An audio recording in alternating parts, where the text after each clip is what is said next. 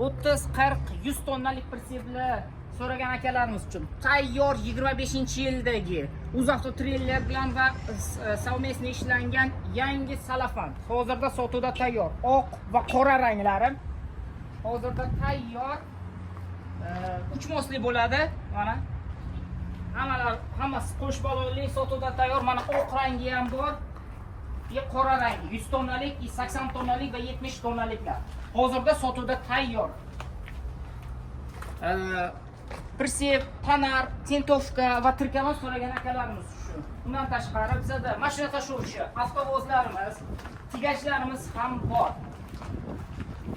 Mana tigachlarimiz Gempal brendida bo'ladi. Tigachlarimizga faqat shu modeldagi tigachlarimizga rassrochka ham bor. Undan tashqari avtovozimiz bor. Avtovozimizga keladigan bo'lsak, bitta bir reysda bemalol 8 ta mashinani bemalol torta oladi. Sig'adi, katta yuk mashinalarini ham bemalol tashib oladi. Tentovkalarimiz va o'rtoqlarimiz har doimgidek sotuvda tayyor.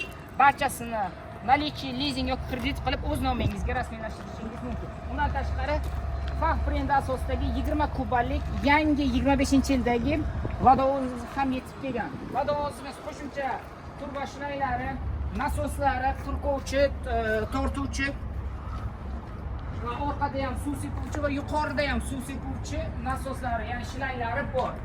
Vodovozlarimiz ham sotuvda tayyor 25-yil salafan yangi. Bundan tashqari bizdan ko'pchilik arzonroq bortovoylar yo'qmi deydiganlar, masalan, laboni puliga deydigan akalarimiz shuni ham bor variantimiz. 13.500 dollarga tem bortovoy. Bortovoyimiz 1.3 motor bo'ladi, atmosferni, benzin tanlamaydi. Bortning uzunligiga keladigan bo'lsak 275, eniga 170. Gurza podiyomimiz 1 tonna 100 kitobida yozilishi. Bu bortovoyimizni bir balonlisi bor, orqasi va xuddi shu bortovoyimizni qo'sh balonlisi bor. Farqi faqat motorida bo'ladi. Bir balonlisi 1.3 motor atmosferni bo'ladi.